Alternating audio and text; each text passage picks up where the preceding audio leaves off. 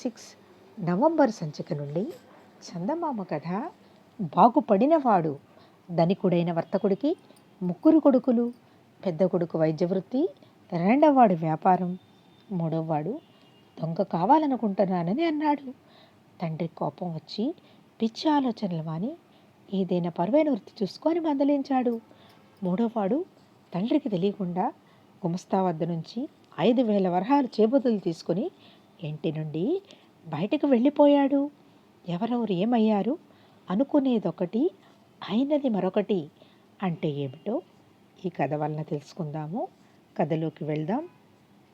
పూర్వం ఒక నగరంలో ధనికుడైన వర్తకుడు ఉండేవాడు. ఆయనకు ముగ్గురు కొడుకులు.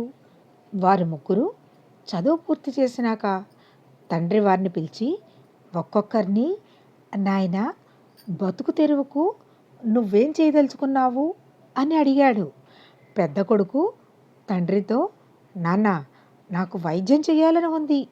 తగినంత డబ్బిస్తే నేను వైద్యశాస్త్రం చదువుకుని మందులు తయారు చేసుకుని రోగులకు చికిత్స చేస్తూ నా దారిని నేను బతుకుతాను అన్నాడు. తండ్రి సరేనని వాడికి కొంత డబ్బిచ్చాడు. రెండవ కొడుకు తండ్రితో, నాన్న, నేను నీలాగే వర్తకం చేసి డబ్బు సంపాదించుకుంటాను. నాకు కావలసిన మూలధనం ఇయ్యి అన్నాడు. ఆ ప్రకారమే తండ్రి వాడికి అవసరమైన ధనం ఇచ్చాడు.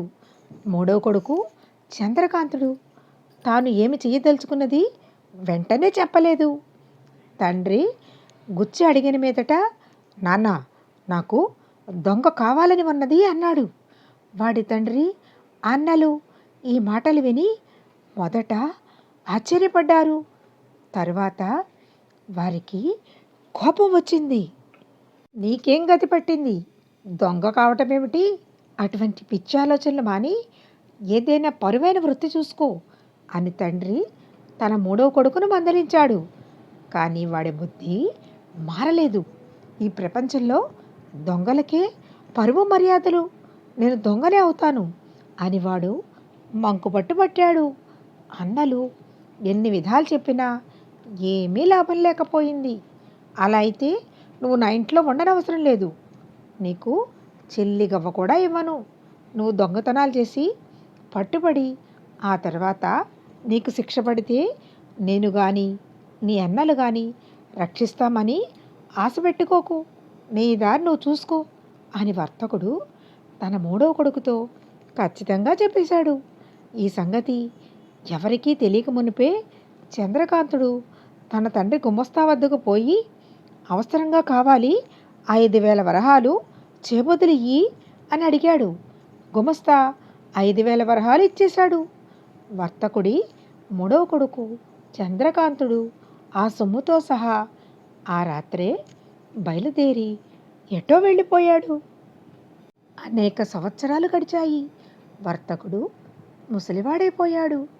ఆయనకు పోటీదారులు చాలామంది బయలుదేరి అందరూ ఏకమై ఆయన వర్తకాన్ని పడగొట్టారు. అధికారులకు లంచాలు పెట్టి ఆయన సరుకులు సకాలంలో దిగుమతి కాకుండా చూశారు. అవసరానికి ఆయనకు అప్పు పుట్టకుండా చేశారు. ఆయనకు బాకీలున్న వాళ్ళు ఆ బాకీలు తీర్చలేదు. క్రమంగా ఆయన పేద స్థితిలోకి వచ్చి కొడుకులు పోషించవలసిన అవసరం ఏర్పడింది. పోనీ ఆ కొడుకులైనా బాగుపడ్డారా అంటే అది లేదు. పెద్ద కొడుకు వైద్యం నేర్చుకుని ఒక పెద్ద నగరంలో వైద్యం ఆరంభించాడు. ఆ నగరంలో అది వరకు ఉంటున్న వైద్యులు ఈ కొత్తవాడిని ఏ విధంగానైనా సాగనంపాలని నిశ్చయించారు. వాళ్ళు అతన్ని పరిచయం చేసుకొని, నీకేమీ పర్వాలేదు, కొత్తవాడివని నీ దగ్గరికి ఎవరూ రాకపోవచ్చు. మా దగ్గరికి వచ్చే రోగుల్లో ధనికులను నీ వద్దకు పంపుతాము. కాస్త పేరు ప్రతిష్టలు వచ్చాక నీకెవరి సహాయము అవసరం ఉండదు అని తీయగా మాటలు చెప్పారు. వాళ్లే చాటుగా ఈ కొత్త వైద్యుడికి ఏమీ రాదు. ఉన్న ఊళ్ళో తన ఎత్తు పారదని ఈ కొత్త ఊరు వచ్చాడు. వీడి చేతిలో పడ్డ రోగి బతికి బయటపడ్డదాకా నమ్మకం లేదు అంటూ ప్రచారం చేశారు. తమ రోగుల్లో చావటానికి సిద్ధంగా ఉన్నవారిని వాళ్ళు వర్తకుడి కొడుక్కు అప్పగించారు. అన్ని రోగాలకు మందులుండవు. ఆ రోగులు ఈ కొత్త వైద్యుడి చేతి మీదుగా చనిపోయారు. ఈ విధంగా ముగ్గురు నలుగురు చనిపోయాక ఆ వైద్యులే వర్తకుడి కొడుకు దగ్గరికి వచ్చి, నీ చేతిలో పోయిన రోగులు పలుకుబడి గలవాళ్ళు. పెద్ద మంత్రి గారు నిన్ను విచారణ చేసి శిక్షించటానికి ఆలోచిస్తున్నట్టు తెలిసింది, జాగ్రత్త అని హెచ్చరించారు. వర్తకుడి పెద్ద కొడుకు బెదిరిపోయాడు. అతనికి వైద్యమంటే భయము, అసహ్యము పుట్టింది. అతను ఆ రాత్రే తన భార్యతోనూ పిల్లలతోనూ బయలుదేరి తండ్రి దగ్గరికి వెళ్ళిపోయాడు. వర్తకుడి రెండవ కొడుకు సంగతి కూడా అంతే అయింది. అతని తండ్రి వర్తకం పాడైపోయిన కారణంగా వాడికి ఎవరూ అప్పు ఇవ్వలేదు. వాడి వర్తకం కట్టిబెట్టి దుకాణం పెట్టుకొని వ్యాపారం ప్రారంభించాడు. కానీ అది కూడా ఎక్కి రాలేదు. వ్యాపారంలో కూడా దెబ్బతిని వాడు తండ్రి వద్దకు చేరుకున్నాడు. చంద్రకాంతుని గురించి ఏ వార్త తెలియలేదు. ఏనాడో ఖైదులో పడి ఉంటాడని, వాణ్ణి కొరత వేసి ఉంటారని వాడి అన్నలు అనుకున్నారు. కానీ వారి ఊహలు తప్పయ్యాయి.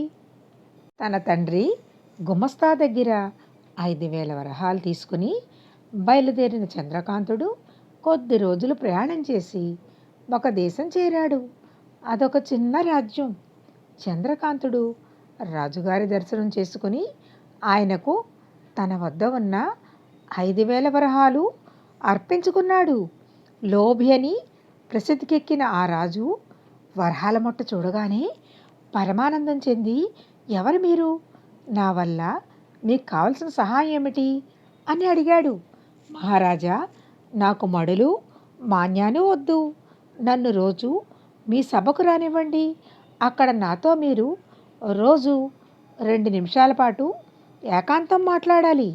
అలా చేసినట్టయితే నేను మీకు ఇలాగే రోజు 5,000 వరహాలు ఇచ్చుకుంటాను అని చంద్రకాంతుడు రాజుతో అన్నాడు. ఆ రాజుకు ఆశ్చర్యం వేసింది, ఆశ కూడా పుట్టింది. ఆయన కొలువులో చాలామంది ఉన్నారు. అందరూ డబ్బు పుచ్చుకునేవారే గాని ఇచ్చేవారు ఒకరూ లేరు. ఈ యువకుణ్ణి కొలువులో చేర్చుకుని ఏకాంతం మాట్లాడడానికి రాజు సమ్మతించాడు. మర్నాడు చంద్రకాంతుడు రాజసభకు వెళ్ళాడు. సభికులలో ఎవరెవరు ఏ పాటి ధనవంతులో ఆరా తీశాడు. ఆ రోజు రాజుతో ఏకాంతం మాట్లాడేటప్పుడు ఒక ధనికుడికేసి పరీక్షగా చూడసాగాడు. సభ ముగియగానే ఆ ధనికుడు చంద్రకాంతుణ్ణి సమీపించి, అయ్యా, రాజుగారు తమతో ఏదో రహస్యంగా మాట్లాడారు. అంతసేపు మీరు నన్నే చూశారు. నాపై దయ ఉంచి అదేదో సెలవిస్తారా? మీ రుణం ఉంచుకోను. నా శక్తి కొద్దీ ఇచ్చుకుంటాను అన్నాడు. రాజుగారికి మీ మీద చాలా గుర్రుగా ఉంది. కారణం ఏమిటో తెలియదు అన్నాడు చంద్రకాంతుడు. ఈ మాట వినగానే ధనికుడు బెదిరిపోయి, రాజుగారికి నా మీద ఉన్న కోపం పోగొట్టండి. నేను మీకు ఎంత కావలిస్తే అంత ఇస్తాను అన్నాడు. 10,000 వరహాలు ఇవ్వండి. రాజుగారికి మీ మీద అనుగ్రహం కలిగేటట్టుగా ఆయనకు మీ తరపున మంచి బహుమానం ఇస్తాను అన్నాడు చంద్రకాంతుడు. ధనికుడు 10,000 పుచ్చుకున్నాడు. ఇందులో 5,000 తీసుకుపోయి చంద్రకాంతుడు రాజుగారికి ఇచ్చాడు.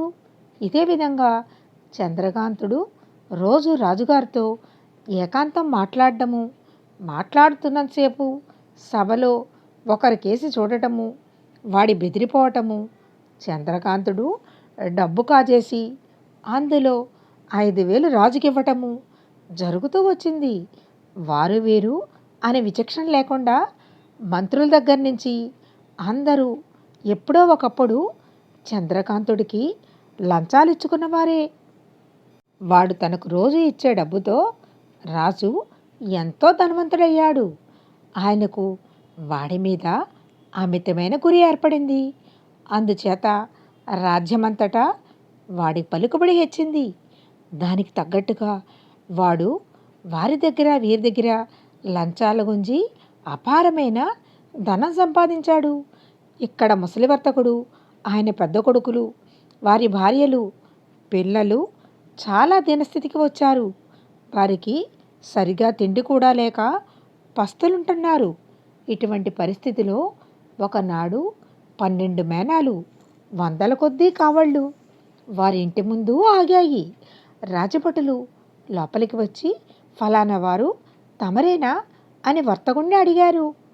ఆయన అవునన్న మీదట కావళ్లలో తెచ్చిన నగలు, బట్టలు, ధనము, సంబారాలు లోపలికి చేర్చి తమ 3వ కుమారుడు గారు తమ కోసం ఇవన్నీ పంపారు.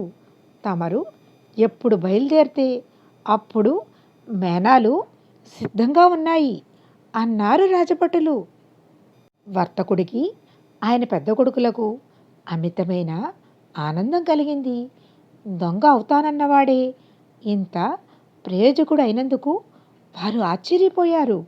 తమ కోసం పంపిన బట్టలు నగలు ధరించి వారు ఆ సాయంకాలమే మేనాలలో ఎక్కి సంతోషంగా చంద్రకాంతుడి దగ్గరికి బయలుదేరి వెళ్ళిపోయారు. కథ కంచికి మనమేంటి.